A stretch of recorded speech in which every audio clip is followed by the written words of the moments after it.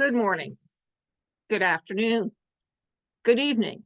Welcome back to Global Media Network. Educate, enlighten, entertain. Passionate World Talk Radio is a wholly owned subsidiary of Global Media Network. Today on Lest We Forget-Historical with host Lillian Cauldwell, we are going to talk about voting rights, not just adult voting rights, but our young men and women who are becoming 18 years old before the election upcoming in 2024, or maybe one day before the election of 2024. But my two granddaughters are turning 18 2 days before the election, and they want to vote.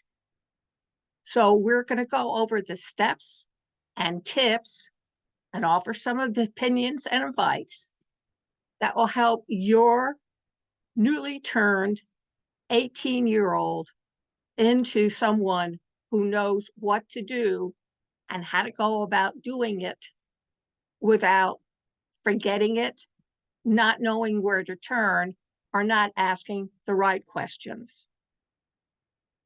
So, how does one get started? Before you do anything, like everything else, podcasting, for example, you have to do your research.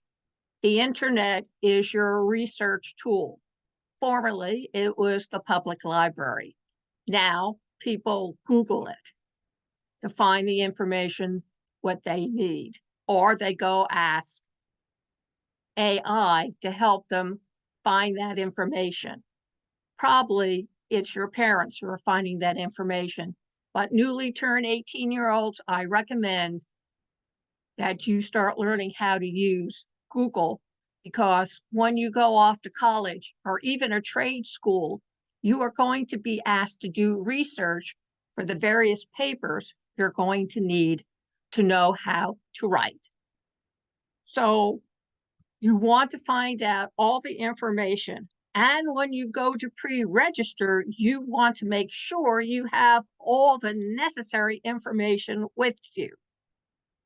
One of the first questions I'm always asked is, well, what makes you eligible to vote? Well, the simple answer is you need to be a citizen of the United States, not a citizen training where you're taking the oath of allegiance and one day becoming a citizen, but a citizen of the United States. And you need to meet your state's requirements to register and vote. Now, some states do allow individuals to register, pre-register before they turn 18. So as soon as you reach the age of 18, you need to find out where you can pre-register. So you go on Google and say, in the state of Pennsylvania, I just turned 18. Where do I go to pre-register? And Google, being the ever dependable resource source, will give you the answers. Now, when you go, make sure you bring your driver's license, or perhaps you already have a passport. Make sure you have some form of ID verifying who you are. Otherwise, you cannot fill out the paperwork provided to you for the pre-registration. Registration can be done online, by the U.S. mail, or in person. And for voting, individuals can participate by going to a designated polling place, mail in when you request that the ballots are sent to you. You follow and read the directions carefully, or you can show up in person. Check with your state local government, GOV. They have all the information on their website, and if they don't have it, they will point you in the right direction. Another question I ask is there a cutoff date? And again, it depends on the jurisdiction of the state in which you live. So you need to check the voter registration deadlines in your specific state. They vary. They're not all the same. It's not uniform across the board. Some states require that you pre-register several weeks or even months before the voting begins. It's advisable that you register as early as possible so you can meet all the requirements and deadlines. And if you make any mistakes, it gives you time to correct that mistake and still be eligible to vote. When you register, you may want to consider going in person at your local election office or another designated location. Now, I know in Pennsylvania, for a lot of senior communities, their designated center may be a church or a school or even a firehouse. Find out. Just don't learn it through the grapevine. Look it up, yourstate.gov, and they will give you the information you need to make this adventure of yours successful. Once you register, you need to verify your registration status. So again, make sure all your information is correct. Name, address, phone number, contact person, license, passport to verify your identity. For filling out the forms, again, go to yourstate.gov and they will show you and provide to you the information you need to use when you're filling out this registration form. It's very important that you read it, understand it, and follow the directions. They have no sense of humor. Don't laugh. You need to make sure, if you have to read it 2 or 3 times until it makes sense, read it thoroughly, understand thoroughly. If you have questions, ask. In my government class 40 years ago, they told me there was no such thing as a stupid question. And this was from a professor who taught at the University of Chicago, and he taught law and economics. So he must have known what he was talking about. Some states may offer you voter registration systems where you can fill out and submit your form electronically. Check and see if your state offers it. If it's difficult for you to get to the designated location, sometimes buses aren't available. Sometimes Uber is too expensive. Sometimes you can't find a friend. Make it easy on yourself. Do your pre-registration homework so that you know what steps you need to complete before you're fully registered as a voting citizen. You can also contact, in addition to the local state government, talk to your high school or other local government offices because they may have pre-registration forms available for you to use. Nonprofit organizations, community groups, or political parties often conduct voter registration drives. These drives include distributing pre-registration forms. Keep an eye out for such events. Most of them are announced in a press release or even in your local newspaper. So check out your newspaper.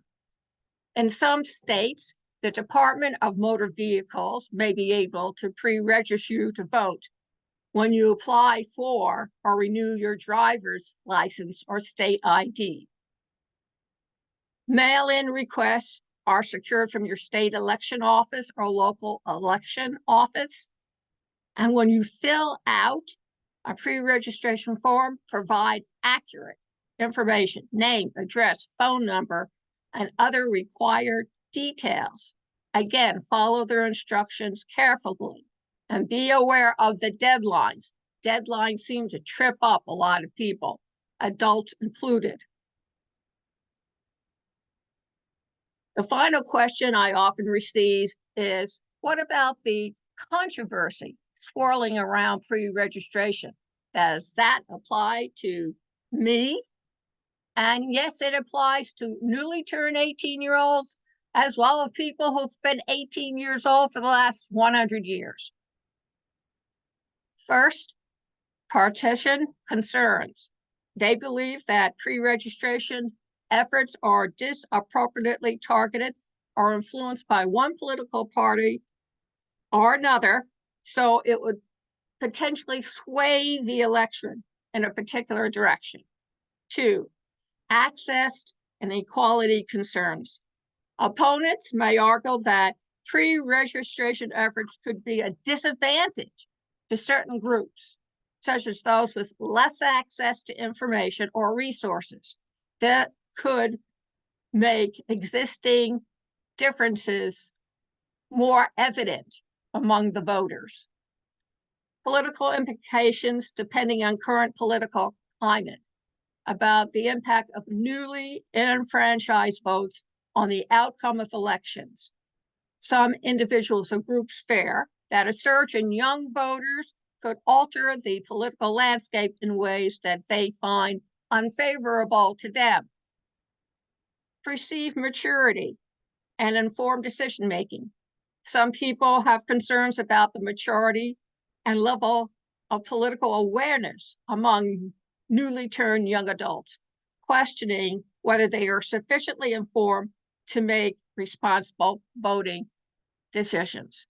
So as you can see, it's not as difficult or as intimidating as it may sound when your parents suggest to you that at 18 and you're just beginning to turn 18 or you have 18, that you should go and vote. This year's election in 2024 is one of the most important in U.S. history. It will determine a lot of things. It may even bring in a younger generation to dedicate themselves to your needs, right? It's your generation that you should be thinking about, because what happens today will definitely affect your tomorrows, and you want to make sure that your tomorrows are secure. If you have any questions, contact me, pwrnetworkllc@gmail.com. Have a suggestion for a topic you want to see addressed on Lest We Forget-Historical? Text me 484-364-1032 or go over to the website passionateworldtalkradio.com, and in the form that says leave comments here, put it in there. Don't want to leave a name? That's fine. But please let us know what you want to hear. We'll probably be studying and discussing parts of the Constitution, which has come up, and whether or not the Constitution be kept or ditched. Depends on which political party you associate with. Thank you very much for listening. You can hear this all over again on pre-registration for newly turned 18-year-olds on youtube.com/PWR Network _PW Talk Radio, on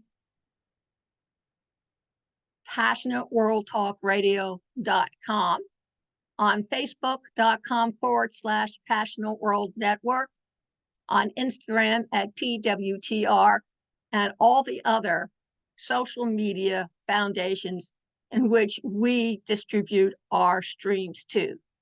Thank you once again, and remember, please keep listening. Thank you.